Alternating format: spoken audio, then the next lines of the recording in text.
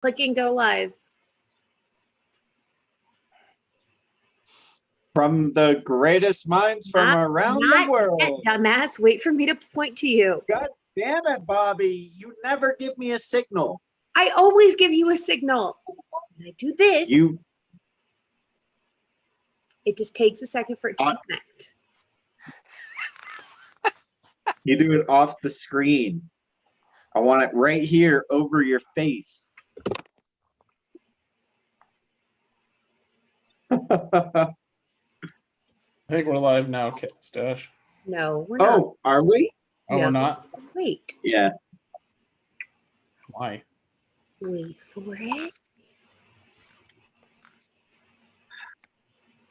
Performance anxiety. Well, my lights still seem oddly glared, even though I replaced them with different ones. Oh well.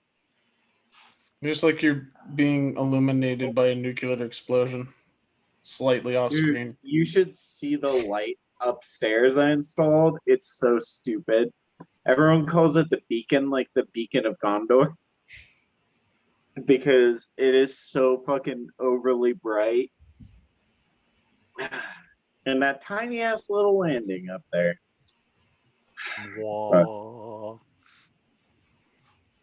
Whoa. It's certainly entertaining. Whoa, whoa.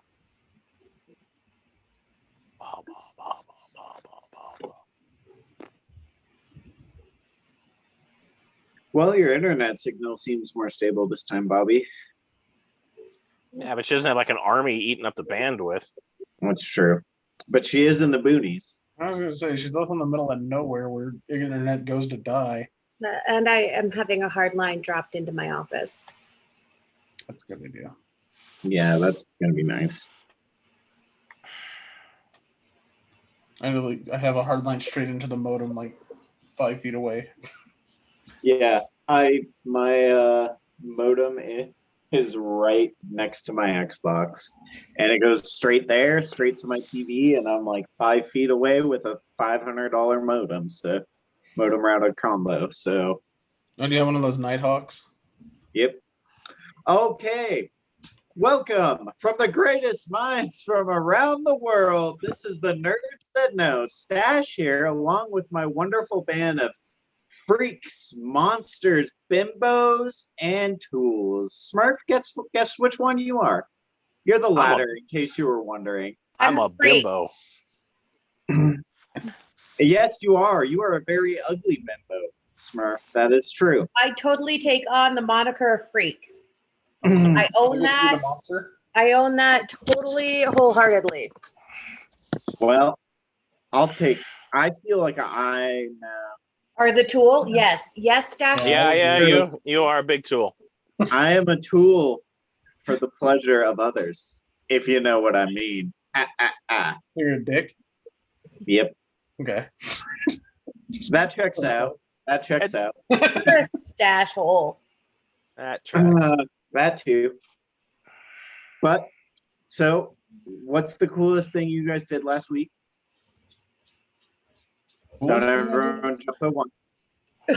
Well, we did have a lovely host's dinner that I planned and cooked for and did all of these wonderful things for, to which Stash and Tank showed up for, and they each brought their significant others, and that was awesome. That was fun. Yeah. The food looked delicious. I'm sorry, I had to miss it. Sorry, So, cool Fox things didn't come either. Fox was busy doing other things. Other people. Well, apparently Smurf's got a busy porno schedule lately, so... Yes, I'm doing this patriotic film called Yank My Doodle. It's a dandy. That doesn't sound very good. Sounds like the kind of... You haven't yanked it yet. Does it shoot fireworks out of the end? Yes, it does. Yes. And everybody salutes. Sticking a catheter into it, and then a puppy goes down into the actual doodle. Oh. And then it's a dandy. That Ugh. doesn't sound dandy. That sounds. That bad. does not sound dandy. That sounds like the exact No. opposite of dandy. Oh, Yes. hi, Papa. Hi, Uncle Bob. All right. Well, Rentals are in Kansas, and they all say hi, which is why Yay! hello, Kansas. I'm out at their house. We love Kansas. Dad, the dogs have been fed, the cows have been fed, the chickens have been fed, and the bacon has been flipped. That's a lot of. That's a lot of protein. Yeah, it is. My father is bacon, though. curing his own bacon. Ooh. I need some deer jerky. Everyone always goes hunting and comes back, and I'll get you whatever you want. It's like the first thing out of every hunter's mouth, but I never get any jerky. It hurts I my feel always bad. get whatever That's 'cause I want jerky's whenever Dad fucking catches anything. I have elk in my freezer at home right now, and it's lovely. I actually just got a package of deer sticks from Pops. Actually, You're welcome for flipping nice. the bacon. Jerky is amazing. You ever Yeah, had mountain lion jerky? Mm-hmm. That's interesting. ostrich. Yeah, not what I. That makes really good steak. It's very stringy. I enjoy ostrich. It's Hmm. better as ground, patties and such, though. Never had an ostrich Speaking of burger. giant birds, let's talk about Falcon and Winter Soldier. He's no longer a bird. Now he's Well, a he captain. still has wings. Well, He's kind of He's a bird that can fly. So would that make him Big Bird? no, he's a turtle that can fly. Let's be Big fair. Bird can't fly, which is why Big Bird has to walk across America and or hitchhike. Didn't you ever see that? That turtle move was pretty cool. That's good Yeah. defense. Okay, hold on. Is it my imagination or is just Falcon the worst fighter we have ever seen? This guy cannot fight for being former military. He gets his ass kicked a lot and really does No, not I know how to mean- fight. He I would goes say against that- super soldiers. So I mean, Even when they weren't super soldiers, he's still not the best fighter we've well, seen. he I would wasn't say a Bucky- super Falcon's soldier. Was never really Batroc. been a good fighter. That's kind of never been his shtick. He's always just been, pun intended, the wingman. Oh, that's true. He did a good job. I mean, I don't know why it was so hard for him to fight Batroc. That is confusing. Yes, that's what made me realize. I'm like, Sam really is not a good fighter. So, Oh, Batroc is a really good fighter, though. but that's fine. But Sam should not have struggled as much as he did with No, that shouldn't have been as hard of a fight as it was. Not with all the technology he had. Yeah. Exactly. He's Off the got shield like and wings. yeah, Wakanda garb from head to toe, wings, jets, shield. And I'm in sure he's probably theory- got a couple of missiles and like 2 red wings. Come in theory, on, he should have just straight up whooped Batroc's ass. mop the floor with Why him. he didn't? I get why he didn't partake of the final fight that he did not partake in.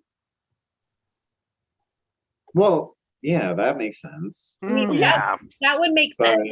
But the rest Well, of he's the out- time, where he was just all like, "I can do acrobatics." I feel like we saw a lot of development from his character that was not explained in the course of the narrative or on screen.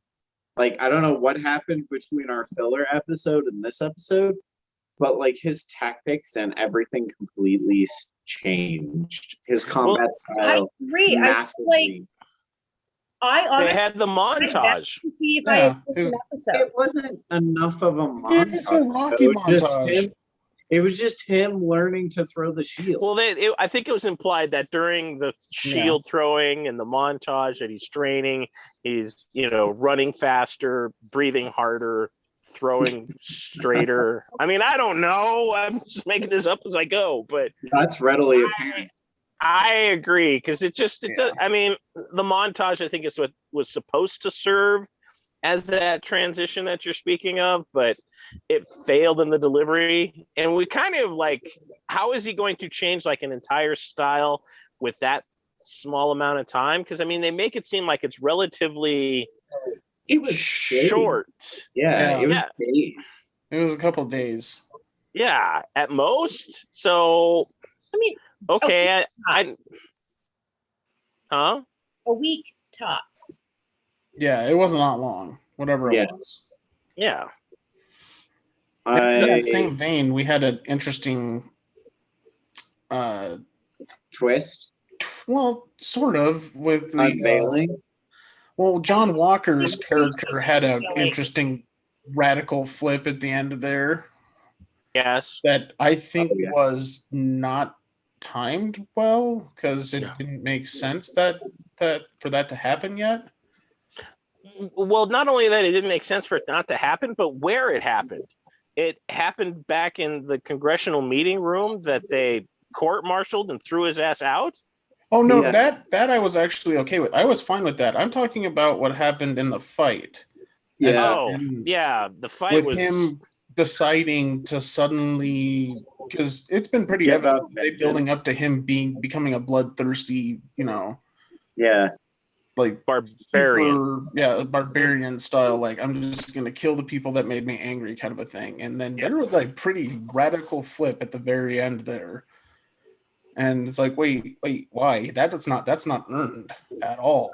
No. Why is he suddenly a good guy again? He's been a prick this whole time.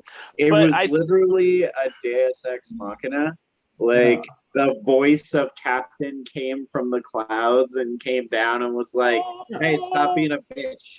Why didn't he try and whip, Sam's ass? Well, not only that, but I mean, you've got Winter Soldier and him kind of like Buddy buddy cop. at the Yeah. end. Yeah. I'm like, what? Is it because there's like too many people around or cameras and they don't want to make the same mistake as before with the bloody shield? But Why would he care though?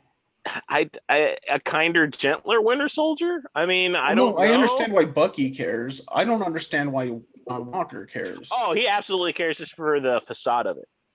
That's the only reason.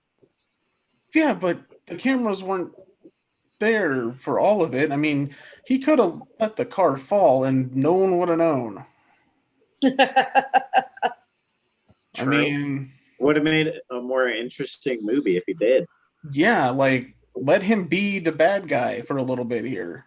Well, I honestly really, I still think he might go down that angle, but no, I think they're going full anti-hero at this point, where he's going to be more aggressive and hostile and violent, but he's still kind of a good guy. I hope not. I hope he turns. I really want him to be a dick. Well, and we may still see that because the rumors flying around after this, because we've gotten an extension for Winter Soldier and Falcon 2. Captain America and the Winter Soldier, yeah. Yeah, so we got that, but there's also rumors now that we're going to get weren't we just my pick. Handle season 2 of this show? Well, yeah, but last week. Yeah, but I mean, they're already talking that one of my teams, which I've already picked, Thunderbolts, and now they're saying Dark Avengers. And see, I got confused, like, because you were been talking about Thunderbolts the whole time, and I've been basically in agreement with we're getting the Thunderbolts. It might not happen that way because it seems like they're building 4 Avengers teams currently. Yes, so it's very strange because the way the show ends with the mid cliffhanger. And where Zemo's at, it's we know they take him to the RAF, which is the high security facility for S.H.I.E.L.D., which opens the door for just about every baddie that they've ever caught. They don't even have to do backstories. They can just pull characters out of this at rando. Oh, and the guy that's overseeing it just happens to be Thaddeus Ross. Yes. Who we weirdly didn't see during this at all series, which does not make sense. But we may still see that with She-Hulk, because I still think we'll get Red Hulk, and with Ross running the RAF, I think we may actually get that to fruition. Yeah, but are we getting the Thunderbolts, or are we getting the Dark Avengers, or are we getting the? I think we're going to get both. Avengers, or are we getting the? I think we're going to get both. I think Thunderbolts for sure. They laid too much groundwork for that team. Well, that's what's confusing is they laid a lot of groundwork for that team, but that same team can also be the Dark Avengers. It's possible. especially with U.S. Agent. Yeah. But So- U.S. Agent was never a Thunderbolt, that I recall. He led the Dark Avengers. Did he lead the Thunderbolts at one point? I don't think so. The guy that was in the Beetle suit, Yeah, I know he did. he was leading the Thunderbolts for pretty much most of it until the second series started, and then Well, it that's was. why I'm wondering. I thought they brought in for like a one-time thing that John Walker led the Thunderbolts or something like that. May have been a special mission. I don't remember. I'm gonna have But to go. either way, he's not deeply tied to the Thunderbolts. Really, he's tied to the Dark Avengers and the Secret Avengers and stuff like that. Yeah. So The failed Avengers titles. That's the new movie. The failed Avengers. I mean, not a bad angle to take. Could be different. It would be different. I don't know. So is it too soon to have a second series already announced? Yes. Kind of. Course. Because I'm thinking this is a little premature. Just kind of like at least let Loki get done or at least started before. Well, we need to know Pitching how this these out? characters fit in the world. Well, the funny part is they've kind of already leaned into the idea that there's going to be a second season of Loki, which they haven't even released the first season. So They haven't even released the first episode. yeah, Nope. and they're already apparently in talks for doing a season 2. So that's pretty interesting.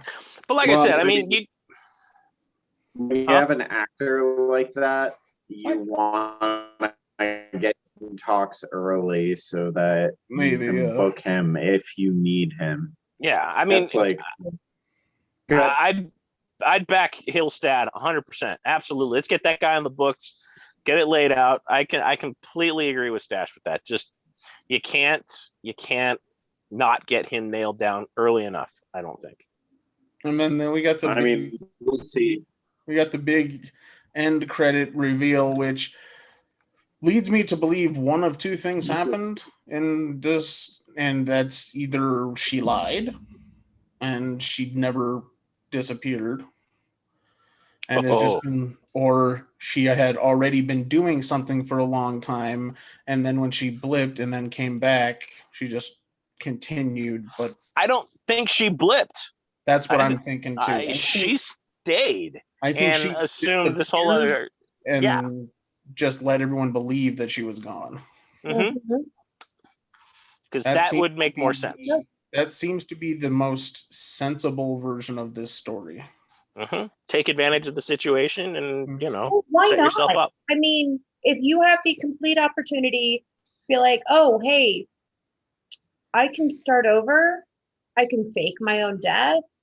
I can do whatever. And then 5 years down the road, everybody comes back and you have the opportunity all of a sudden again to be like, oh, hi, everyone, I'm back. The interesting part of that becomes then Zemo was talking about it as if there was a longer history here. So if she's not the original person, then what happened to that person? She killed him. Duh. Oh, she just nuked the dude when he got back. It's one of those titles that it doesn't matter who it is. There's always going to be that character. Well, yeah, that's kind of, I understand that. Whoever holds the black book holds the title. And then you think she took over when that guy disappeared, and then when he got back, she just snuffed his ass out? No, I think she snuffed his ass out before he disappeared. I think so too. That's possible.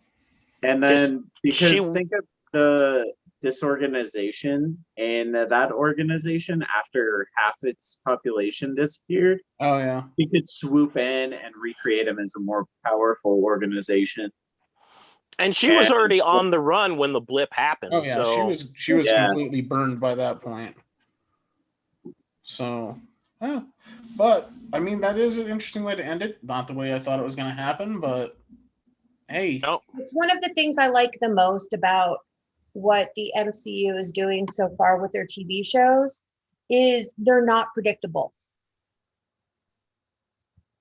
Well, not to that Well, there's extreme. good No, things in there's there. parts of it that are easy to figure out, Well, but yeah, I mean, Yeah. little things but here. they have some interesting twists for sure. Yeah. It's not following a totally predictable storyboard cookie cutter. You know you're going to go to the movie. You know you're going to see something get blown up. You know that the good guys are going to win and everybody's going to walk away. Well, good guys kind of won. Did they? Okay, but That's the thing, because the reality of the situation is the Did they? terrorists, the bad guys, the entire time accomplished exactly what they wanted to. Yep. Fucking deep stated that whole thing. Yeah. Zemo was meant to go to the raft because Power Broker was in on it. They knew exactly here's the thing. what they were doing. The speech that Sam gives, Mm-hmm. like, Oh no, I'm not saying that he wasn't right. I'm saying, No, but they basically proved who the people that they were calling terrorists the entire time, the bad guys of the entire series, ended up getting exactly what they wanted out of it after killing a bunch of people and But here's the thing. kidnapping people. And That's not normal. So it's not. The thing I really upset with is the dissension in the terrorist ranks and that not being paid off. well, Like when she got true. more and more radicalized, there's like one single protest from one person, and then they're like, "Oh, okay, we'll do what you want." It's like I hated that. That really bothered Kid me. is scared of her. I think they cut parts of this story out. Oh, I think we did too. I think there was probably should have seen. I think there was another episode in here before they got to cut. I think there's a couple more. Yeah. Because there's some stuff that just kind of doesn't get talked about, but not in a way of, well, we left that on purpose to make it a surprise later on. It's like, no, we cut that out because we had to. Mm-hmm.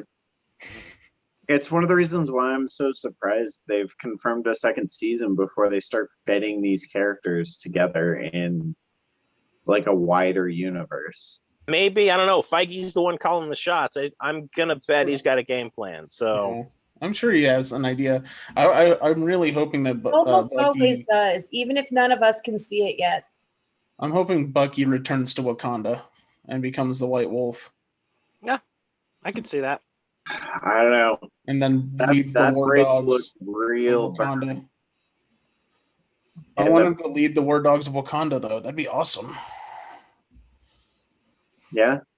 I Who just knows? want this There's to a lot that we can still see, and there's a lot that we don't know about yet. Well, just because we know that T'Challa's dead, so they have to have someone defending Wakanda. So why not make it Bucky and the War Dogs? And maybe because we'll he see that in the literally movie. killed him. Yeah, that'd be the way I'd want to play it out, at least, because that would make sense. It allow him to repay them for everything they helped him with and all that stuff, and continue the story in a kind of an interesting narrative. Yeah, but then you have to worry about the whole angle of like the white person coming in and saving the. I understand the white savior thing, but it's not a white savior thing because they saved his life already. Yeah, This is a repayment. This is you guys already helped me break free of my, captivity inside his own head. Mhm. And he owes them this. And with the king being down, and that him killing the other king, or being Right. thought to have killed the other king, that would make sense.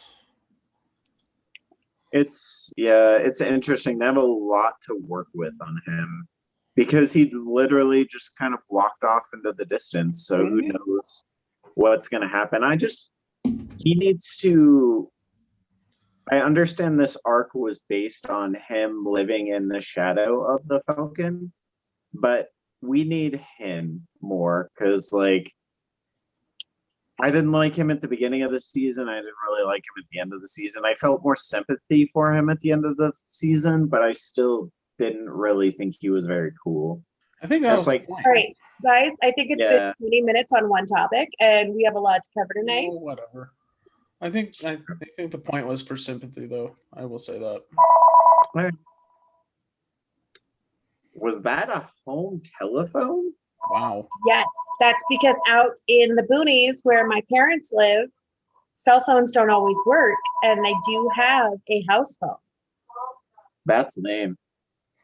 Um, Okay, so well, let's talk about the other cool superhero show, all right, Invincible. Invincible. Like, fuck me running if I am not digging the shit out of this series.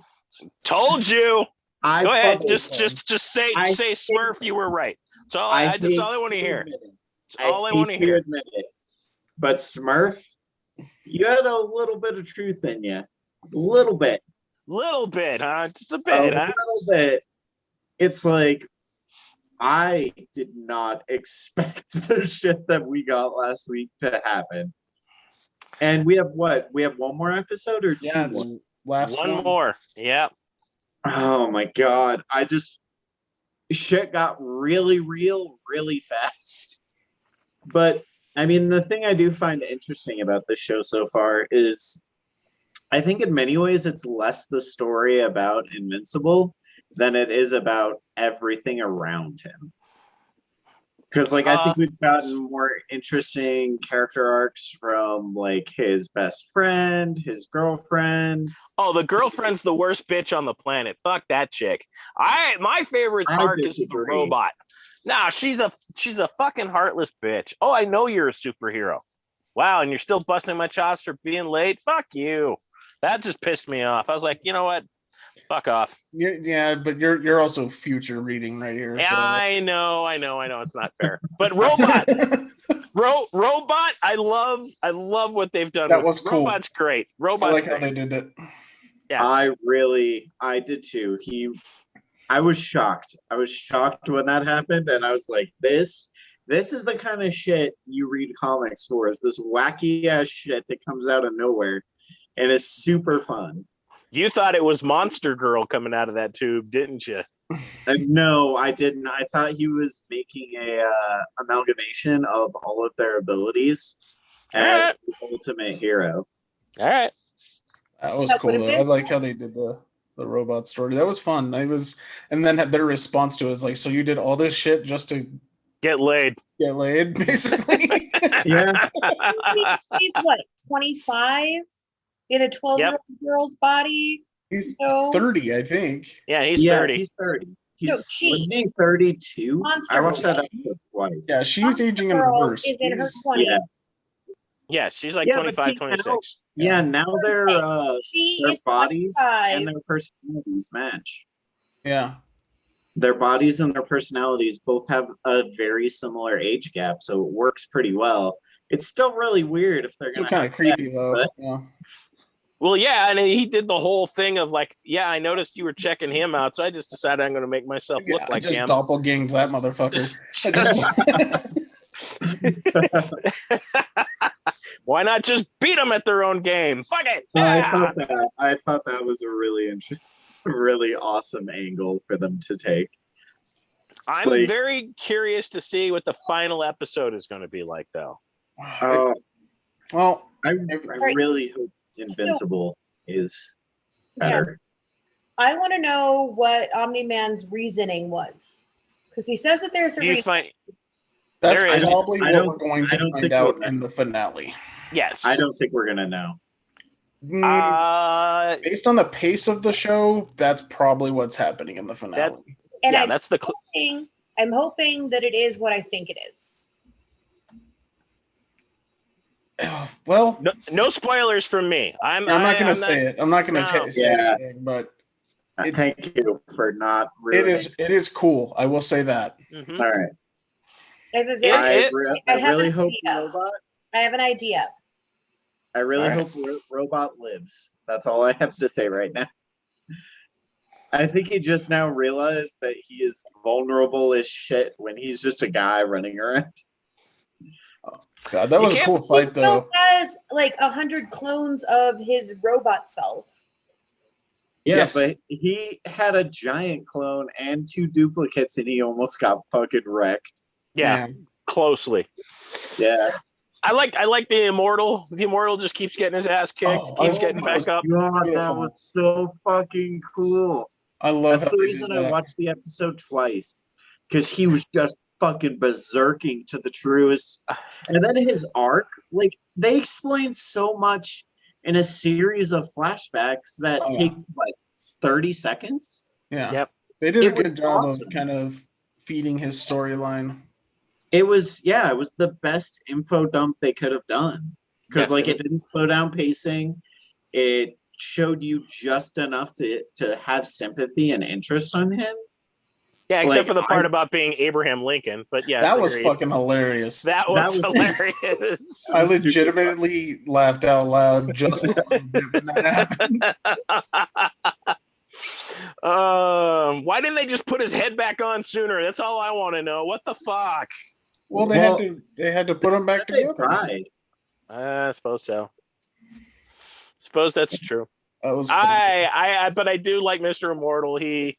That was clinch. That was way cooler than I thought it was gonna be. I was like, okay. Yeah. Well, then Yeah, Jim that was- just got his fucking ass handed to him again Again. on live TV this time. Which totally just screws off Omni-Man. Oh yeah, he's fucked now. Yeah. 'Cause- Now Yeah, he's super fucked. fucked. Everyone knows. yeah. And it's like they could try and play it off if they didn't keep sending more and more shit at it.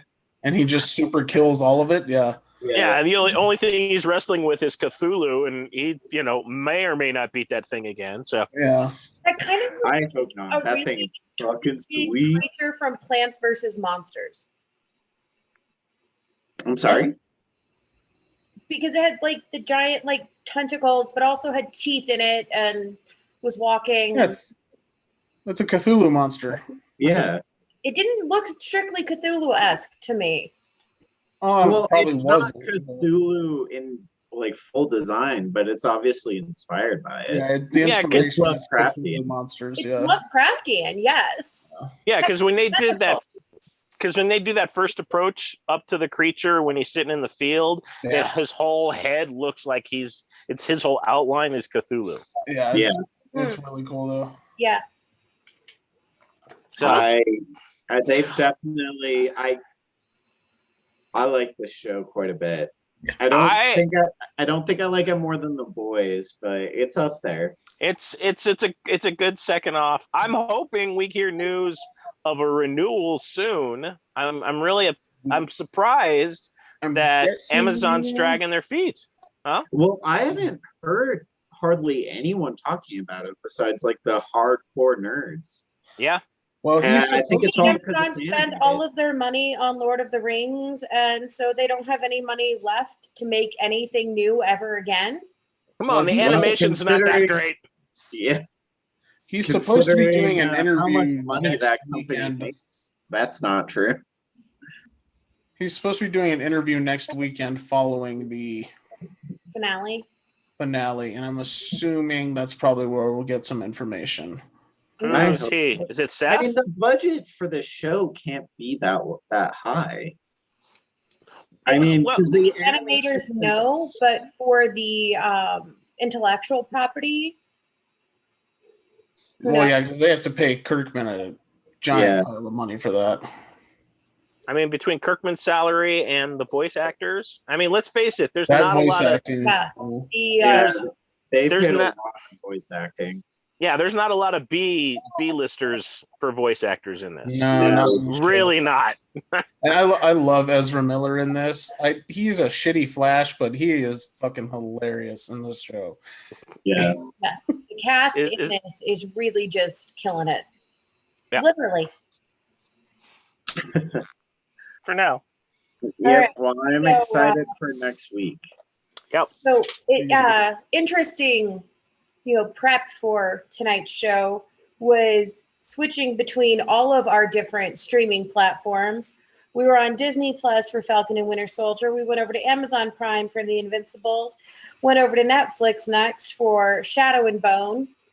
And HBO. Shadow and Bone, yeah. Hey, we're not on HBO yet. I know. But Yes, we hit Shadow and HBO as Bone. well. Okay, so Shadow and Bone is following a trend of this weird obsession that seems to be popping up more and more recently with this old English 1800s feel to it. I don't know if 1800s is the right word or time frame. I feel like Shadow and Bone has a more Medieval. yes, slightly. medieval, like almost like a not quite Game of Thrones kind of vibe, but it felt that a bit. Well, it felt like the turn of the century. That's kind of like Renaissance-y and Dark Ages. It's a weird amalgamation. Like you're right in that cusp of the century changing and the Enlightenment period beginning, and it's kind of weird. Exactly. But of all of these shows that are kind of this English historical fiction type of stuff, this one's my favorite so far. I got through half the season so far, and I like it more than the Irregulars and the Nevers. So I finished it in a night. And I was actually going, I'm really tired because Saturday night we were up late drinking and, having fun and a fabulous time, of which Fox and Smurfs missed. And then Sunday, I was like, you know what? I had to get up early. I'm going to go to bed early because I have a shit ton of things I have to do on Monday. Nope. 1 a.m. rolls around and I'm like, oh, hey, I just finished that series. So much fun to bed early. Fun. When I will not lie, when it first started and I'm like, oh God, this time period again, I immediately was like, oh, okay, well, let's watch it, see what happens. And then I just kept watching because I was like, this is actually kind of a cool story. Little too much romance. I wish it was a little more action adventure, but it's not as romancy as you would think. No, as it progresses, it's to the point that I'm at, there seems to be a little young adult romance type of stuff going on. Nope. That's the thing I'm tired of. It is not as romancy as you would think. Yeah. But I will say that the characters are more engaging and interesting. Mm-hmm. I like the Grisha, which are their witches. Yep. And that they're not, doing like the elemental magic, so like secular and different. They have really weird ways of like classifying people. A lot more in the superhero vein of magical powers. One of the characters who I really like this character. She's classified as a tailor. Oh yeah, she's cool. Because her ability is she can fix anything, and that's doing hair. She can make somebody's appearance change. She can fix the clothing. She can heal small wounds. She can remove scars. She can fix any material thing, whether it be human flesh or an actual material item. But it's considered, her gift is considered a tailor. Mm-hmm. And it's considered one of the very rare talents. I like the heart renders. She tailors matter how she wills, essentially. Yeah. That's interesting. Exactly. But it's so like in this one scene, she's helping prepare one of the main characters for this big feast. And so she picks up a flower, so she has the reference for the color. And she's like, okay. And she just, to change the color of her eyelids to do her makeup. And she goes, nope. You have one of the most badass powers ever, and you have her making a dress. That's the queen's decision. Okay, that's another thing. The queen is all like, every morning she has the tailor come in and give her a little boob job and a facelift. Mm-hmm. Because the tailor belongs to the queen. Yeah. The Grecians are definitely the slave labor in this. Yes Okay. and no. Well, also no, yes, but to be accepted into the ruling class, they're basically They have to start there. the performers, the lower So they spectrum of. start there, and then it's really interesting Mhm. the way the whole thing works. You And know, it's and cool. It's worth a watch. I liked it better than the other stuff. That in the similar vein. yeah, So I think it's a lot different from any of the other stuff that we've seen so far. doesn't start out that way though. No, it doesn't. It starts off exactly like Tink is saying, like, okay, you expect it to just be another one of the same thing that we've seen 100 times. Yeah. And I was expecting to watch an episode, maybe 2, and then move on.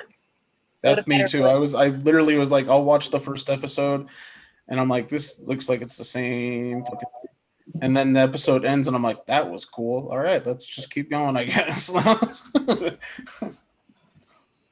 So Because they end the episode in a really smart way to kind of get to sink those claws in a little bit. They're like, you know what? Do something really cool at the end of this, and they do it. So Interesting. yeah. I mean, I'll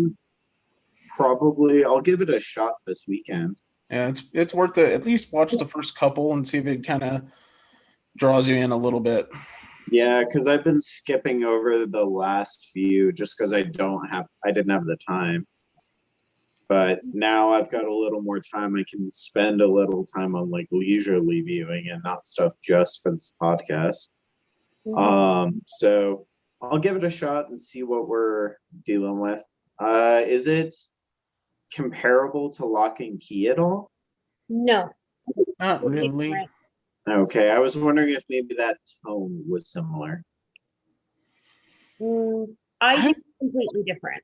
Trying hard to place it, and it does kind of have a magician's feel a little bit.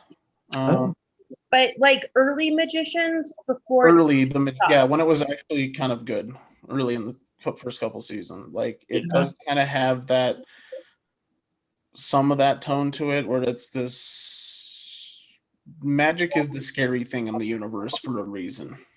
Mm-hmm. And it does have a lot of power and a lot of sway, even though the people that wield it don't. So interesting. Yeah. Well, it sounds like a dynamic I would like. The enslaved sorcerer deal. Yeah. It's pretty cool. It's an arc I've read before and I enjoyed it. So maybe TV it works just as well. So it plays well. Well, the way that they're telling a story, and you can kind of see the direction that the story's moving. It seems like it is going to follow a somewhat linear path, but it looks like a story that you want to see the end of it, because the ending is going to be kind of satisfying, you know? Yeah. It sounds like it's the YA style series, so it's going to be predictable. It's going to be. There's definitely a little bit of the YA style. Yeah, but there's parts of it are some darker stuff in it. And that's the fun part. Yeah, that's the part that keeps you going, because there is the YA stuff, and I'm kind of like, ugh. All right, come on now. And then I know they bounce into something kind of interesting. You're like, oh, okay, let's do this. Yeah, that's why I stopped at regulars. Is the YA just got too heavy, and I was just like, It does not do that. Thankfully, it does not go as deep as the irregulars did. I know. All right, good. That kind of stuff. That angsty teen stuff. All right. Well, you brushed on it a little bit of the Nevers, and Stash was talking about the fact that we were on all of the streaming platforms, jumping over to HBO Go, and Nevers did have its 3rd episode air this week. Can't believe we're only on 3 episodes. I would have sworn that we were on more. It feels like fucking more. I can tell you that. That's because each episode is 90 minutes. It's just so long. It's so long. And I'm tapping out. It's not long for a good reason. That's the problem. I'm tapping out. I'm done on the Nevers. There is so much filler, and if they cut these down to, I'd say even 45 minutes, you cut off 15, 20 minutes from this, and it's doable. And you're like, oh, cool. They keep the pace moving, but there is so much extra bullshit that is unnecessary in this show. Yep. I'm It's out. fucking Joss Whedon playing God again. We need 20 minutes on this little bit of a story dump. And I'm like, fucking why, dude? Let's move the fuck on. It's Joss Whedon fucking the fans yet again. Thanks, Joss. And it's sad because the characters themselves, just the characters, are interesting. Slightly redeemable. I agree. They're interesting enough that I've stuck it out this long, but dude, after this week, I'm just like, for fuck's sake, no more. Is so not worth it, right? No, there's no payoff in sight for this. I don't care. Burn. I hope Malady kills fucking everybody at this point. Yes, is exactly. You just took the words right out of my mouth. Just kill them all. Burn the fucking thing to the ground. Call it a day. Next series, please. Ah. And it's sad because the characters are interesting. True seems like she has a very interesting backstory. Yes. What's her face? Damn it, her friend, the engineer. Oh yeah, I don't know. Her story's not amazing, but you can see kind of where it could be cool. Yes. Because she's this incredibly intelligent inventor that's got kind of a weird sense of humor and just kind of.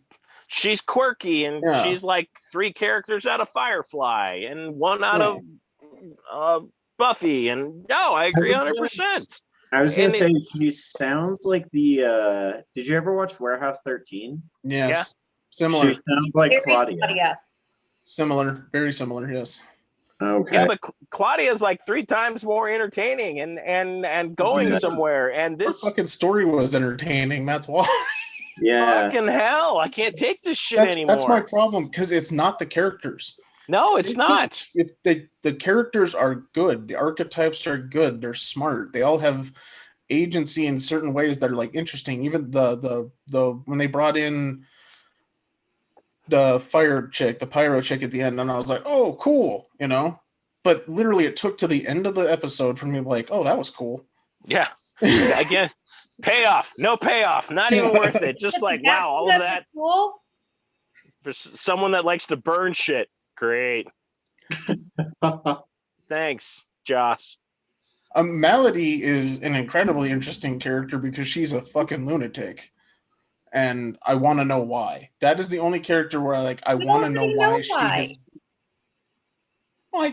But I want to know more. I want to know all of the story of why she just went off the fucking edge here. And we have no idea when that's going to be. Yeah, the payoff. Get to the point of why she has lost her shit. Okay. I don't think they've done a good job of really filling the crazy behind her. I agree. Maybe Joss knew this was going to be his last show ever.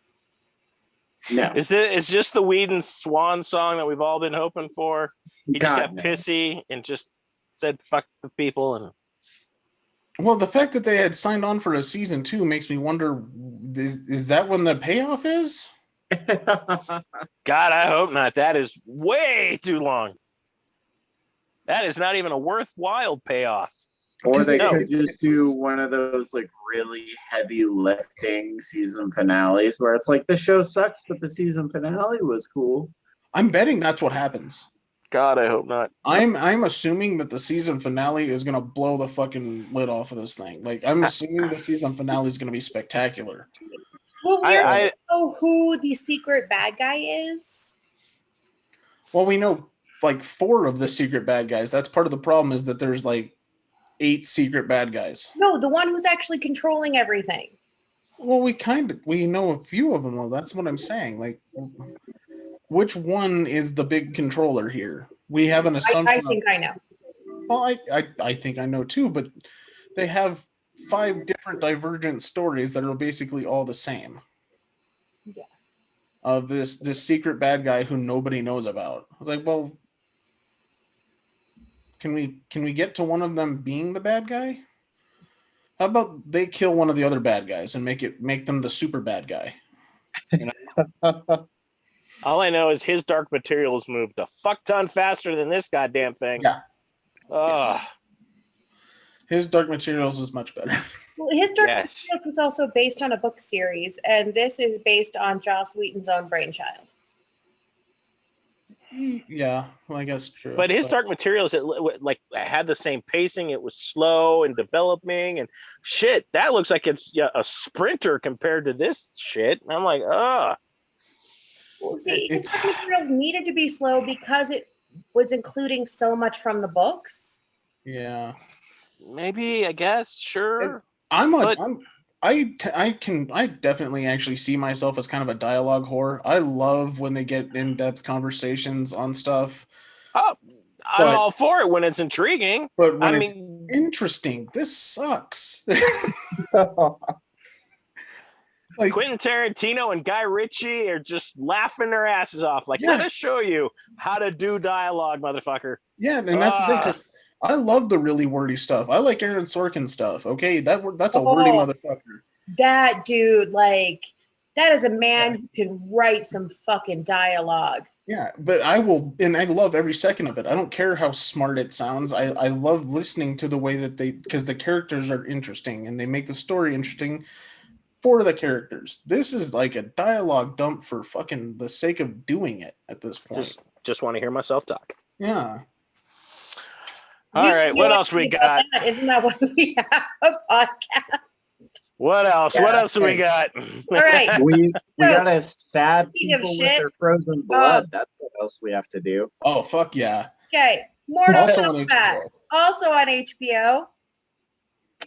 I have to say, not quite as bad as I was expecting, but Really? still not good. You were Yeah. expecting it to be worse? You've I never seen the was. first two movies. Yeah. It's like I was expecting it to be worse. It was bad. I But hate the main character. I hate him so very much. So okay, who is he? No fucking buddy. That's who he is. That's why I was like, then why the fuck did they give him such a stupid, obvious latex fucking shirt that was just like a little suit of armor? He looks like a fucking early 80s version of Aquaman. And like, yeah, he I was fucking thinking does. You're it right. looked like he went to like Walmart or Kmart or something and got one of those like little strap-on vest things like I got for my nephew so he could play dress up. Yeah. And it sucks because the fighting in this movie is actually entertaining. Yeah. And Great. I timed it. The garden in gnome first, thing, that was cool. in the first like half hour, there was a fight every 5 minutes. Well, in the first 20 minutes, I will say this. The first about 20 minutes of the movie, really fun. Really cool, actually. Really cool. I like how they did it, how they laid it out. But there is a big stall in the middle where the story seems to just get lost in itself. And you know, right when it starts when Sonya does the info dump. Ugh. And it goes through the training, and then shit happens at the end. Another montage. Yeah. April, And it sucks because, and the problem is, and then how they connected the main story to someone that we know is unnecessary for several reasons, and that is this character's new and no one cares, and we already have Scorpion's son in the video games, so why not make it him? Yeah. I thought I already- was fucking crazy. I was like, who the fuck is this guy? fucking no one. That's the problem. It's like, unless the payoff is that he's the guy that, but he's not his son. He's a he's a descendant. He's an ancestor. Yeah. Descendant. What Descendant. who cares about this? One is cool. They did a good job with making Sub-Zero an absolute prick. Yeah, they did. And Prick and badass. I always liked him so much, and they made me hate him a little bit. Actually, the best fight is Sub-Zero and Scorpion in the end. That is probably the best fight. That was awesome Yeah. fight. And honestly, my favorite character coming out of this somehow is Kano. Oh, Oh, because without- he's such a dick. He is No, such a because- miserable sack of shit. I love him. he is the only Okay, good actor in this entire film. okay. I was asking Tank this because obviously I am not well versed in Mortal Kombat lore. And I was asking him, I was like, how is it everybody else, it takes them all of this training and deep soul searching to find whatever their special power, hoopla is, right? And all it takes for Sonya is, let me stab Kano in the eye with the garden gnome. Yeah, they really fucked Sonya on the power And it's department. dude, But then they and made it's all like garden gnome to the eyeball. Oh hey, But now then- I can shoot laser beams. Cool. But then they made her like super fucking powerful because she I nukes got this Melina shit. in one shot. like the Yeah. temple just needs to invest in garden gnomes. Yeah, apparently. Here, stab some dude in the fucking eye with this. You'll get your superpower. I'll do Right? it. Like, I'm in. can't that just be like part of their training from now on? And yeah, they fucked Sonya on the story. Honestly, I was not interested in her character At all. at no, all. the one they fucked the worst. was $20 Luke. says we have 100 bitches dressed like that at the next con, and everybody thinks she's Laura Croft. I agree. She probably is Lara Croft. Probably. No, Liu Kang got fucked. Oh yeah, well that's because they made him to just be kind of a miserable little bitch at the end. Yeah, that's exactly what they did. And he's like one of the most interesting characters. And when he took his fucking shirt off and flexed, Oh Jesus, that guy is ripped as fuck. that was insane. I was like, oh my God, that is incredible. like I wonder. part of His the abs were movie. the shit, but he had a wonderful, wonderful build. I wonder how much of that is CGI and how much of that dude has just worked his ass off to be that fucking ripped. Yeah, I think That's all him. Because Yeah, that guy I is think shredded that's as why- hell. I That is think one of the that's why most, he can't. legitimately one of the most shredded people I've ever seen in my life. Dude, he's ever. like almost Bruce Lee status. Yeah. What's In the terms of, name like, of She-Hulk and Shrek's love child? Goro. Yeah. Or Right? Because That was an He interesting looked end for nasty. Goro. I mean, at least he died in a cool way. yeah, he did. Mm. I did enjoy the intestines. Yeah. Yeah. The CGI was okay. Yeah, I mean, it wasn't terrible. It was better than the last one. There were some glitchy parts to it, but for the most part, they did a decent job. The best part of the movie was what they fucking showed in the trailer, and it was that Sub-Zero and Scorpion fight, and he turns that blood icicle, and stabs him in the fucking back with it. Yeah, that was kind of cool. That was an awesome, Reptile was that supposed to be a reptile at the It beginning? was. that Yeah. was Reptile. Okay, they fucked Because Reptile pretty good Reptile too was on this one. changed in the new ones. He's actually like a big ass reptile. He Oh, doesn't. I know. But they kind of fucked him on the storyline. He gets kind of I don't know, in a man. really He shitty way. He was fucking manhandling both of them, and then later all three of them. Yeah, but then- he did some fucking work, Yeah, but his death was shitty. Reptile is supposed to be the last of his kind and have a pretty important, impact on the story in certain parts. And they set up the second one for sure. No, they definitely did. And they introduced they're going to be bringing 2 characters back, at least it seems like. Yeah. And It's I not think they'll all. bring back most of them. we're Oh getting- yeah. Well, I mean, 2 of the people that died are Yeah, obviously coming back. Kano's coming back for sure. Yeah. Kano's coming back, and so is Sub-Zero, but he's going to have a different name. So, yeah. Psylocke? new Cybot. Cybot. Yeah. He's not fucking coming back. Yeah. It's like he was a badass, but he died in a way that I don't think he's coming back from. Oh, no, he's going to be Noob. Yeah. That they set that up, like cooking him until he was black and then he just disappears into the ether. Yeah. That's 100% them setting up Noob Saibot for whatever continuation of the story there is. Okay, that works. I can handle that. and then, When Goro was being summoned, I thought it was Smoke, and I was so fucking excited. I was hoping it was. I was too, because Smoke is like one of the coolest fucking characters. It's like his abilities are so sick. They're like reptiles, but cooler.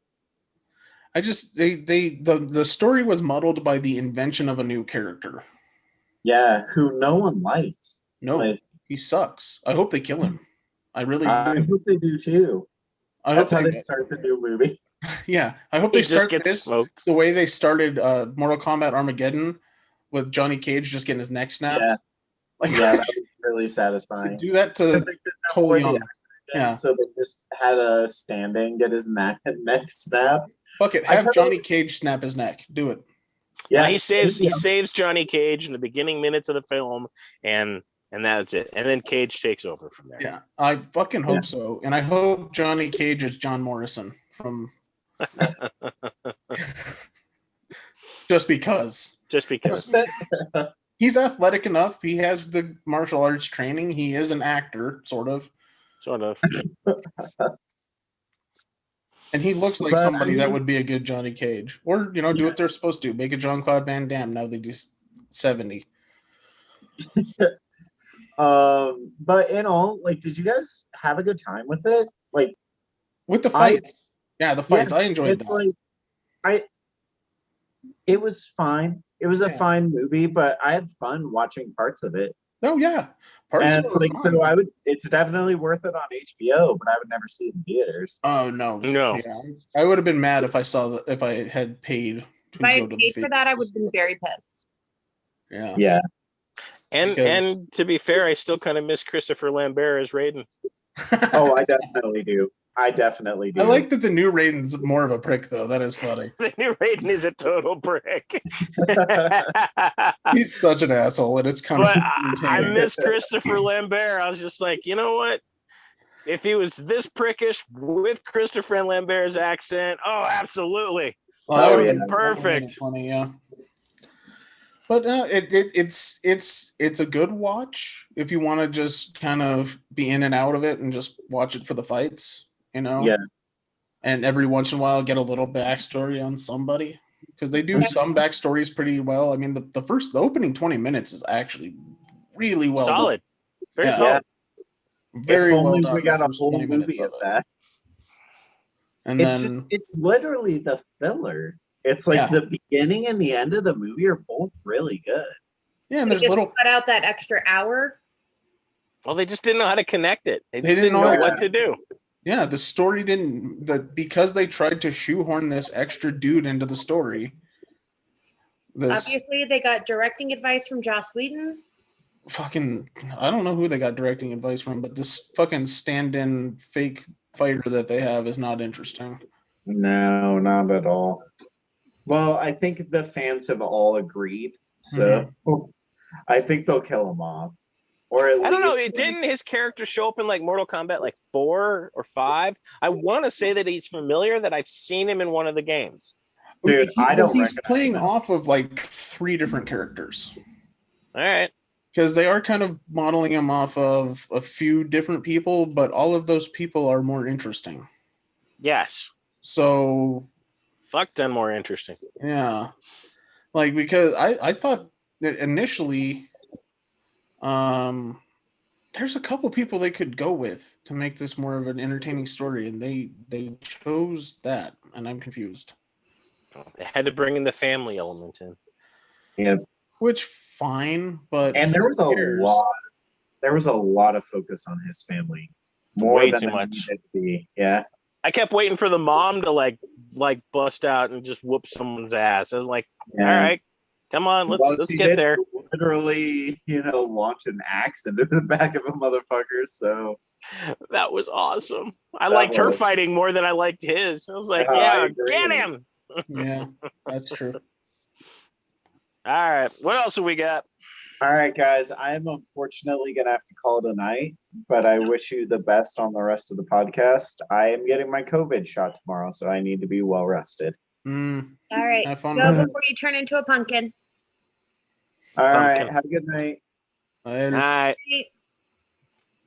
All right. Next up, let's discuss Love and Thunder. All right. We have my Tom Cruise, aka Russell Crowe. Who's And apparently Kristen going to Wiig. get. Which, if anybody is a fan of Thor and wants to read one of the better Thor storylines, this is a good one. Thor the God Butcher, or Gore the God Butcher, who is Christian Bale's character in this, is a really cool storyline for Thor. And It is. if that storyline is any indicator of what's going to happen in this movie, which would be cool, you might not have to worry about Russell Crowe too much. That's anything about what we're seeing based on these images. I mean, holy hell, dude. Yeah, it seems like they're doing this full Mighty Thor arc all in one movie. Which is a lot of material to cover. And multiple writers. Well, that doesn't surprise me. I have a feeling that like each segment, it's going to be like Thor Dark World, where it's kind of more like a spaghetti Western style. Each kind of section is somebody else writing it, and they're just going to do flash scenes to connect everything. And that's it. That's what we're going to be stuck with. Which is somewhat unfortunate because the Mighty Thor storyline actually has a lot of stories in it. Like there's a lot of big things that happened during this run with who was it before Jason Aaron? When they were doing the Jane Foster Thor. Oh,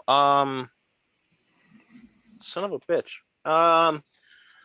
No, Jason Aaron did Jane Foster. He did the whole storyline? That's all Jason Aaron.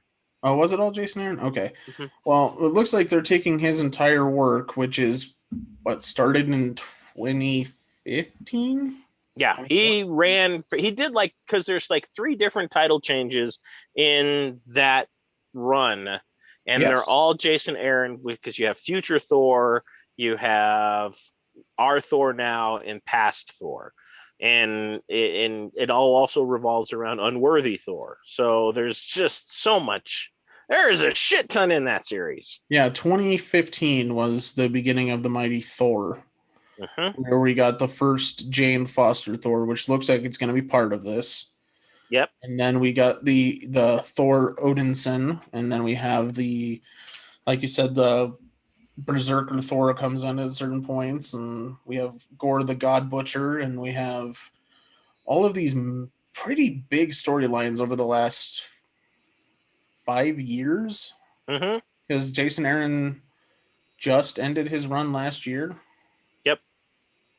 So yeah, because the new guy just took over, who's doing a great job with that Thor storyline. Because I was sad to see Jason Aaron go, but and he seems to be following it, which is which makes sense. He's following it pretty. Yeah, he didn't logically. He's following it very logically. Like, oh yeah, all of that happened before, and it plays directly into what's happening now. But even like the Jane Foster Thor could be its own film. To have like this whole series crammed together with the God Butcher, that means if we've got Zeus, that means we got the Olympus gods, which means we get Herc. You can't do Olympus without Herc. Well, and especially that storyline specifically. Yes. The Gore the God Butcher is very dependent on a lot of the mythical stories that we have. And he goes across the galaxy killing like every god. Oh yeah. It isn't just our gods with Olympus and Asgard. He goes across the galaxy. So you got Thor on like all these different planets chasing leads, trying to figure out where he's going. It seems rather ambitious. Well, and this seems like it's its own line of movies, because all of that stuff leads directly into what just ended in Marvel recently with the King in Black stuff. Like the beginning of the Gore the God, or Gore the God Butcher, leads directly into King of Black. And the God Slayer and all of that happens before, and it's a lot. So maybe it sets up more Thor films. Which I'm fine with, but it makes me wonder how much gore is in it. Like, is it just going to be like a snippet at the end of the movie to set up a future thing? Or are they literally going to try and pack 5 years with the comics, like fairly dense storytelling into this one movie? Hey, as long as Russell Crowe gets. Oh, yeah. I'm hoping we just did a little bit and it leads into what we're getting down the future. Although I do agree with what Smurf was almost going to say, and that's we all hope that Russell Crowe biffs it. Well, and if they follow gore, then just chop him into small little pieces. Just get it over with right away. Don't even let him sing. Let him like break into a ballad and just lop his head clean off. No. Oh, is that our first image of the Necro Sword? Yes. He can like open his mouth, but before a single syllable comes out, just exactly. I'm agree, 100%. Well, I hope they get crazy if they're doing this gore stuff. I hope they go crazy with the essentially as a killing spree. Mm-hmm. Like, because gore goes nuclear on the gods, like all of the gods, and I mean, there's not a whole lot left of Asgard, so I'm Olympus. Hopefully, because we haven't even been introduced to Olympus in the movies. Nope. Nobody has any idea that they exist. So are we getting a Hercules? Because I haven't seen a casting yet on it. I haven't either, and I would expect it would be a surprise. But you can't do the storyline without Herc. No, because plays a pretty important role actually. Wasn't like Russell Crowe, like wasn't that supposed to be a bit of a surprise? And then he he did pull a dick move. Yeah, he did kind of just announce it himself. It seems like under his own choice, just to like, yeah, sure, yeah, I'm Zeus. Wait, what? Unless it's a misdirect and he's actually Hercules, which is gonna piss me the fuck that'd off. Be fucking depressing. Wouldn't it? That would just be so sad. We'll see. I don't know. I don't know. Way too. But everything. They did a good job of making Christian Bale look like a fucking lunatic based on the pictures that they've put out so far. Oh no, he looks totally 1980s revisiting. Oh, I'm excited. So excited for this. So that part should be good. I think he's gonna make a good gore, actually. So yeah. He's intense enough. I think he can do it. Yeah. All right. So other movies that we've gotten little snippets and sneak peeks on. First, let's talk about the John Wick prequel trailer. Could potentially be happening. Talking about this is actually, I don't know if they're going to do it as a TV series or as a mini series, 3-part. But this takes place 40 years before the first John Wick movie. Keanu is looking to executive produce. And who the hell knows what this storyline is going to look like? I just want more Continental. That's all I really want. Well, and I've voiced my opinion a little bit on this earlier, but I'll say it to everybody here. I really hope it's an alternate timeline where they just basically give us Bill and Ted again, except for it ends with him going to the military school. And that's how we get John Wick. That would be classic. They end up sending him to military school, and he ends up becoming this psycho assassin, like ultimate badass. That would be great. I just want. You know what? That would be funny. He goes to military school and ends up at the Continental. I like it.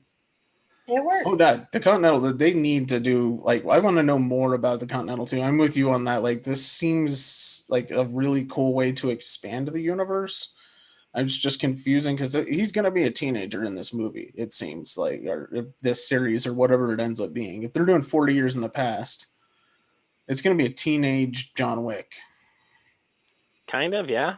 Or preteen John Wick, or something like that. Yeah. So,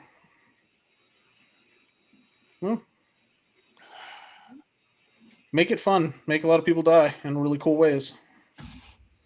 All right. So, other movies we've seen a little bit more about. is Lin-Manuel Miranda and Chris Rock are working together to come up with the movie Summer of Soul. We've gotten the first trailer released. This is about a big music festival that took place the same summer as the Summer of Woodstock, with a bunch of soul and blues bands and whatnot. I don't exactly remember the location of it, but basically a bunch of African American bands, a big music festival, Black rights rally. Super cool. And again, Lynn is involved, so it's got my vote. Yeah, well, it seems to be in his similar vein of movies. So, What he's been doing. Yeah, it looks like it's supposed to be based on the Harlem Cultural Festival, isn't it? Something like that. Yeah, I think so. I don't remember if it was the Harlem Cultural Festival or. Hold on. It's got to be something like that. Because that would have been 1969 when that happened. So.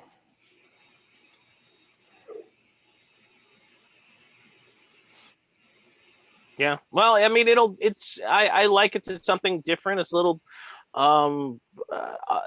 change perspective, because I don't think I can handle another Woodstock film. And to see this go, in a cultural different direction, and the music is spectacular. I mean, the music from this era is, I don't want to say fading out, but to expose it to kind of shed light on different aspects, because I know we got the Hendrix, we've got the Janis Joplins, but the Harlem Music Festival focuses more on the rhythm and blues and the jazz era that was going on at this time, and there's just so many talented musicians. Because it's supposed to be it was the Harlem Cultural Festival, and this is actually a documentary. Oh, okay. That they're working on together. Oh, see, I was looking at it. I thought it was going to be a movie. Nope, it is a documentary that was released at the Sundance Film Festival. Oh, okay. Well, cool. Nice. Well, I'll watch it for sure. Mm-hmm. I love that kind of music. I have an old soul that way, I guess. I love a lot of that older blues and what would have been pop at that point. Yeah. Let's see. Other movie that's coming out. Tom Clancy's Without Remorse on Amazon Prime. That one's coming fairly soon, it looks like. Mm-hmm. And Tom Clancy, so espionage, sexy thriller stuff, secret agent stuff. Yep. Stabby stuff. And it's Michael B. Jordan just going badass on people, so that's always a good time. I'm not on the Michael B. Jordan bandwagon. I didn't like him as Painkiller. He's Killmonger. He's just very Killer. Painkiller is the other version of him in the DC universe. He's just very. There's not a whole lot of depth to his acting. You get him in every role. I'm just not impressed with him. Really? I really am not. I'm not. Wow. No. I like him. He was good in Creed, and he was good in Fruitvale Station. Was that what it was? Yes, it was in Fruitvale Station. That was a good movie. I've liked all his stuff, actually. So. Creed I liked, but again, it's still kind of the same, begrudging character that he plays in Marvel. I guess he does kind of have a style. Yes. That he approaches it with. Yeah. So I'm expecting the exact same thing that we saw in Black Panther with this film. I think the only saving grace is that it's a Tom Clancy production, and we're going to get kind of a much larger world that isn't hinged completely on his performance and his character. So that'll be cool. Well, it looks like it's pretty much on his character. So. Great. All right. Well, I already know how this turns out then. I'm sorry. I just like I was. Well, just shut that hole full of shut. God damn it! Now I don't even want to watch it. I think it comes out this week. I want to say it's Friday, actually. All right. All right. But How about one that Smurf may be a little happier about, and that's M.O.D.O.K. M.O.D.O.K. And that comes out at the end of May. yes, That's going to be a sci-fi show on Hulu, starring Patton Oswalt, Nathan Fillion, and John Hamm. All I right. like the Now voice that acting. is a cast. That is a cast. That I love me some John Hamm. I mean, he's great in the holidays, and you can't go wrong with Nathan Fillion. Patton Oswalt as M.O.D.O.K. absolutely Perfect. makes sense. They're actually even writing. John Hamm is going to be Tony Stark. Yeah, that works. That totally works. In fact, Patton Oswalt actually is writing or helping write one of the M.O.D.O.K. comics right now. That's right. I don't understand M.O.D.O.K. I don't get M.O.D.O.K. I don't get why everyone loves M.O.D.O.K. Because he's crazy. So's everybody else. Just because he's a head in a chair with little legs kicking out of it, Which makes it extra crazy. It makes it bizarre at the very least. So's the the Kree intelligence. It's a big head floating in a jar. True. But I'm gonna go into it just because it is rather one of those, what happens when a gangster goes to a psychiatrist. And the punchline is The Sopranos. I understand the approach and I get it. I'm curious. And like you said, the voice actors, it just might be crazy enough to fucking work. Well, and hopefully they do. Hopefully they give the backstory of this, like the guy that it is, like before he becomes M.O.D.O.K. I don't what maybe. I mean, I'm fuzzy on M.O.D.O.K. because I thought he was an organized or they built him. Well, he worked for AIM, and he was an employee. It was He was just a nobody though, wasn't he? yeah, he was a random dude that worked for AIM, like dealing specifically with like futuristic weaponry and stuff like that. And then they end up doing mutant experimentation, and he is the end result of that, essentially. Yeah, they built him. Yeah. I don't. It might be crazy enough to work. I mean, Harley was much more entertaining on HBO Max than I thought it was going to be, and maybe we'll see more of that with M.O.D.O.K.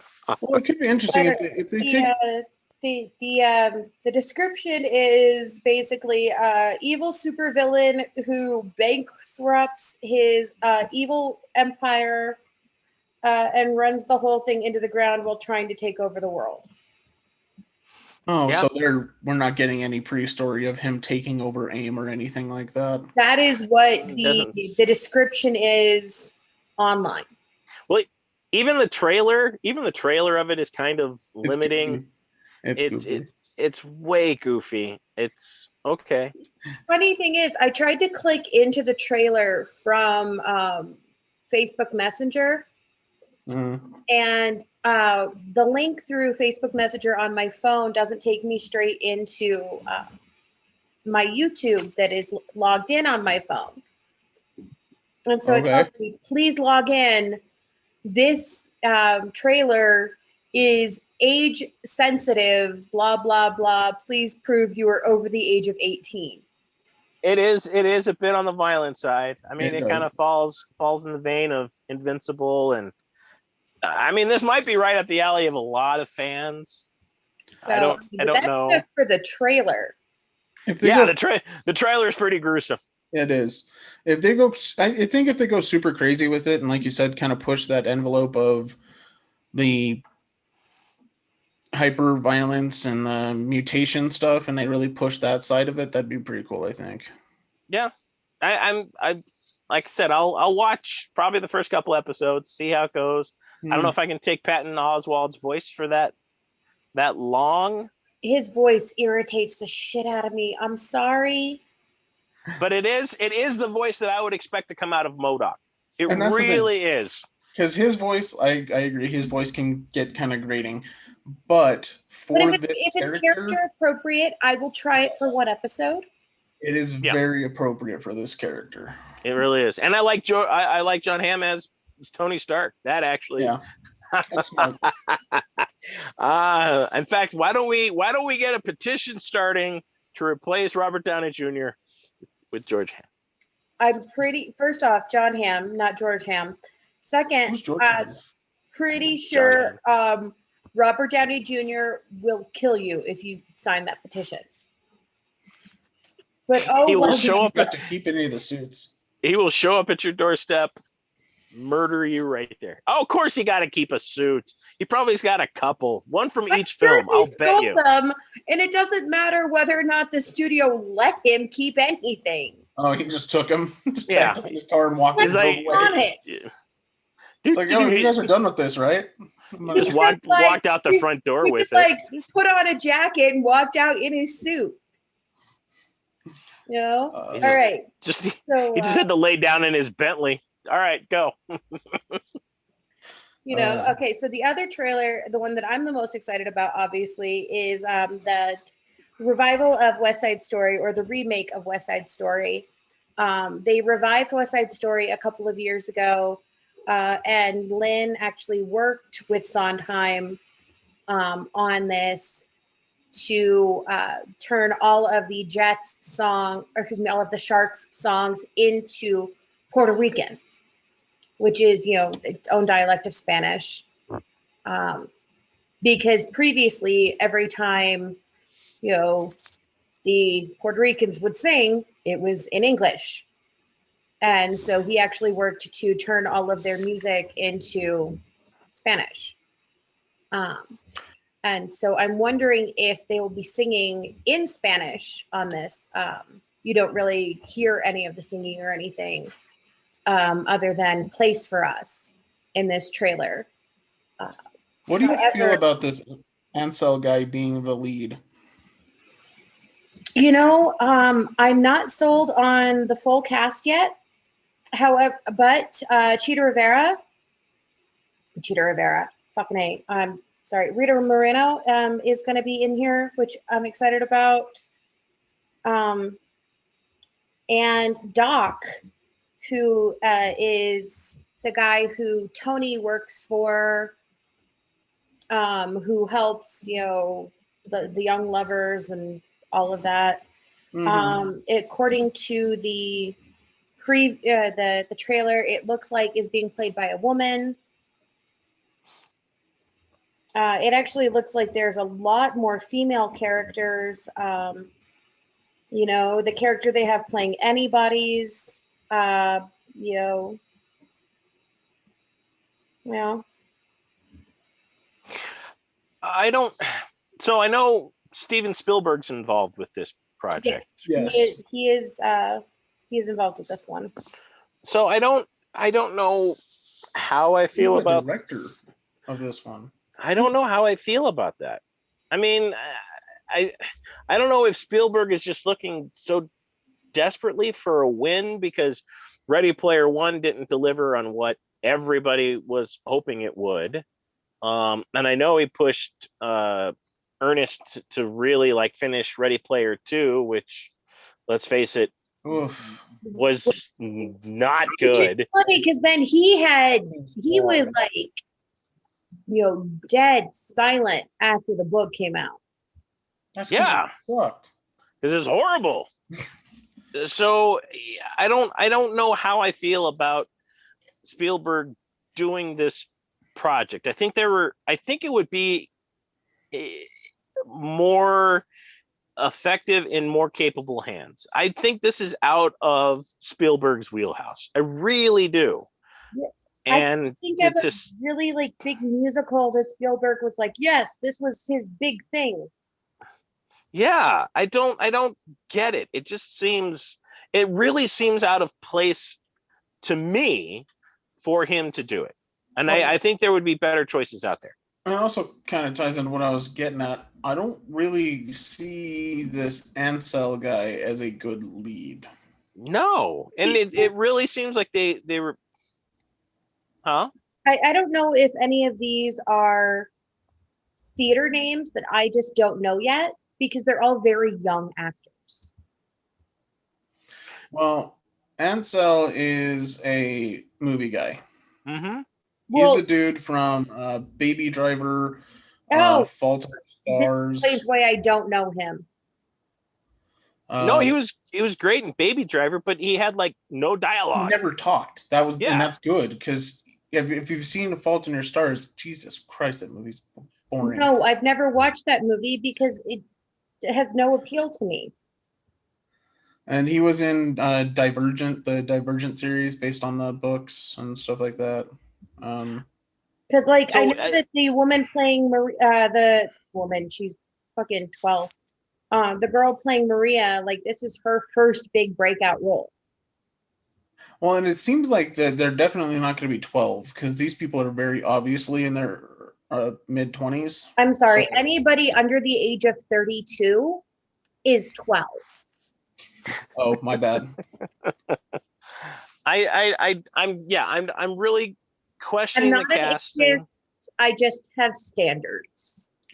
Well, and if I'm not mistaken, the person who's playing the female lead or the female lead, Mhm. right? Has she been anything, or is this legitimately her? This is I think legitimately this- like there are articles that I've been reading about her about the fact that this is her first big breakout role. Because wasn't she like a YouTube star or something like that? It's possible that that's how she was discovered. I want to say it was something like, because I remember hearing something about it when they were first talking about casting her or something like that. That she was a YouTube breakout, I guess. Which I don't know. I'd say okay because that doesn't really mean anything. So was Justin Bieber. So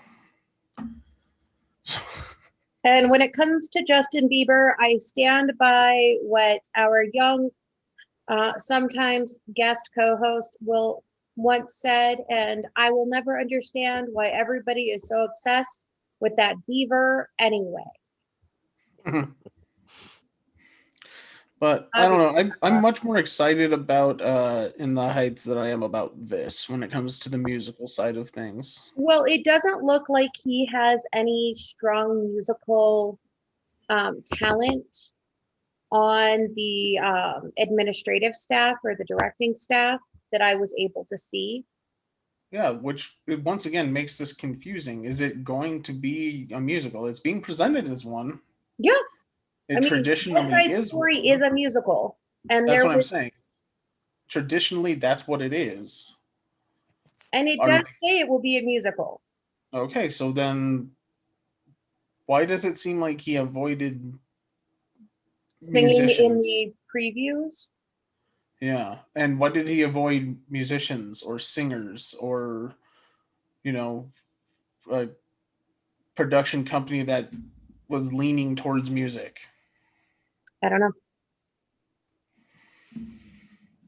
I don't know. I don't. I'll probably end up watching it, but I'll I'm not. definitely end up watching it, and I'll probably end up crying because West Side Story has a special place in my heart. But like when the revival came out back in 2009, I believe it was 2009, 2011, when Matt Kavanaugh, was in the revival role as Tony. I just words and stuff and things. But okay. But let's talk about something completely different before I start going down my theater rabbit hole, which we all know I can do for many, many hours. And that is, what the fuck is up with Sony? Well, so Sony, if we've talked about on here a couple times, got kicked in the teeth recently, several times it seems, and it seems like they're trying to counter all of that with their TV and movies stuff. Well, I think they're trying to play nice because, like you said, they got kicked in the teeth, and they've tried when Netflix went to streaming, Sony tried their own brand of streaming. If you purchased a television set, you could stream anything from their library. If you purchased an XBR series or higher, this is when the 4K TV series started. Yeah. You could even upgrade your existing TVs by putting a little unit in the back of the TV set to, again, stream their films. Yeah, their upscale thing. Yeah. Yep. It crashed and burned. Yeah. It was like James Dean on a twisty highway. It didn't last long. So the fact that they're trying to recover from this is humorous because Sony just wants a hit. Sony just wants a franchise. Sony is just clamoring for anything any of the other studios already take for granted. Well, and weirdly enough, they have a couple of fairly well-known franchises, not many at this point, but they do have some still. And it looks like they, rather than fighting against Microsoft in the gaming environment, they're just basically licensing all of their stuff. And they signed a huge contract with Netflix to give them first run on all of their new properties for the next 5 years or something like that. Mm-hmm. They also signed a contract with Disney to release all of their Marvel properties onto the Disney platform once they're done with their run on Netflix, which it's a payday for them. That's all they care about. And they're seemingly getting a huge payoff out of that. And I guess that makes sense. Cash in on the property that sells. Mm-hmm. And why not? Because I know Disney and Marvel are looking at it. If we do this, we get Spidey. Yeah, and that's all they care about. They get the back catalog. Absolutely. Yeah, they get the back catalog for Spidey movies plus the new stuff once it comes out. Mm-hmm. And, so it's fine. And then seemingly on the back end of both of those deals, PlayStation had a leak off their official website, which was funny, of a new video pass to go along with their Game Pass, it seems like. Yep. So they're countering what Xbox did with their Game Pass by just saying, okay, well, we don't have as much buying power with our games as Microsoft currently does. So instead, they're gonna dump their video library onto the platform. Mm-hmm. So, hey, that's something. It's something, and I'm sure there are some people that will. I don't know if that's gonna gain them any people, but it might keep people on. It'll keep the attention of people, but yeah. I don't see anyone jumping platforms or ships right now just because I can play this game when you've got all of Bethesda showing up in the Microsoft catalog. They're changing the Xbox Gold that you don't need gold to stream some of the games and to play with your friends. So Xbox is definitely still a step ahead of Sony in what they're trying to do. But yeah, it looks like this is very much it's in testing right now. It's seemingly in Poland. It's in its beta. It's in its beta. Well, I don't even know if it's beta or alpha stage at this point, but it is in testing of some kind.